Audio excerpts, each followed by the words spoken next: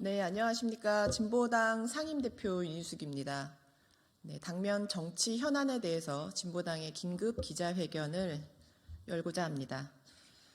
긴급 제안드립니다. 준연동형을 기초로 연합정치를 실현하여 윤석열 정권을 압도적으로 심판해야 합니다. 오늘 정치개혁과 연합정치 실현을 위한 시민회의, 약칭 연합정치 시민회의에서 절박한 심정으로 연동형 비례대표제에 기초한 민주진보개혁 대연합을 제안해 주셨습니다.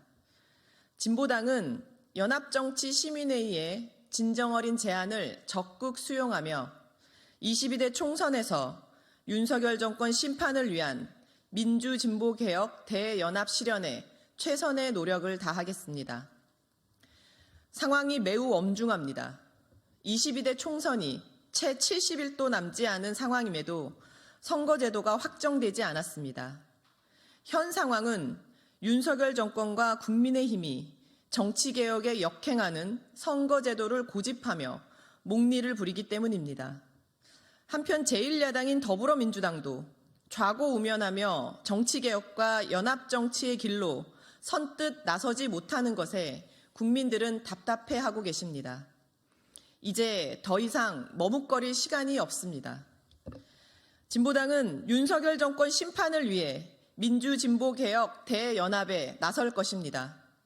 진보당은 22대 총선에서 준연동형을 기초로 야권연합, 반윤석열 세력의 총단결을 통해 윤석열 정권을 압도적으로 심판하겠습니다. 더불어민주당도 준연동형을 기초로 연합정치를 실현하는 것을 결단하고 책임 있게 나서 주실 것을 촉구합니다.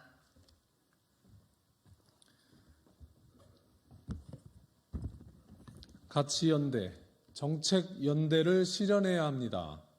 무엇보다 윤석열 정권의 거부권 폭주에 제동을 거는 연대가 되어야 합니다. 윤석열 정권이 끝내 이태원 참사 특별법마저 거부권을 행사했습니다. 벌써 역대 정부 최다인 9건입니다. 특히 국민의 생명과 안전에 관한 법안만이 아니라 김건희 특검법까지 거부했습니다. 감추는 자가 범인입니다. 윤석열 대통령 스스로가 한 말입니다.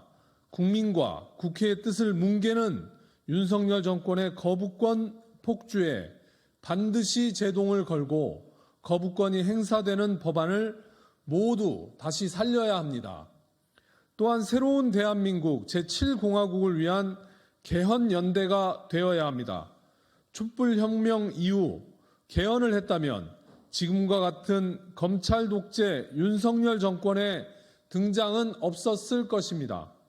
다시는 이런 무도한 정권이 등장하지 않도록 대통령 결선 투표제 도입, 노동, 농민 등 기본권 강화, 토지 공개념 도입, 주거, 교육, 의료, 돌봄 등 민생 국가 책임, 지방 분권, 생태 등을 담는 개헌을 해야 합니다. 미완의 촛불혁명을 완성하고 민주, 민생, 평등, 평화, 생태의 새로운 대한민국 제7공화국 시대를 열어가야 합니다.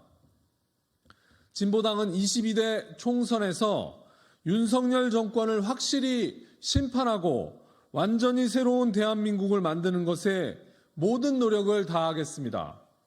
윤석열 정권의 퇴행 정치에 맞서 민주진보개혁 대연합을 실현하여 정권 심판 민심을 하나로 모으고 거부권 폭주 제동 연대와 개헌 연대로 미완의 촛불혁명을 완성하고 새로운 대한민국을 만드는 것에 최선을 다하겠습니다.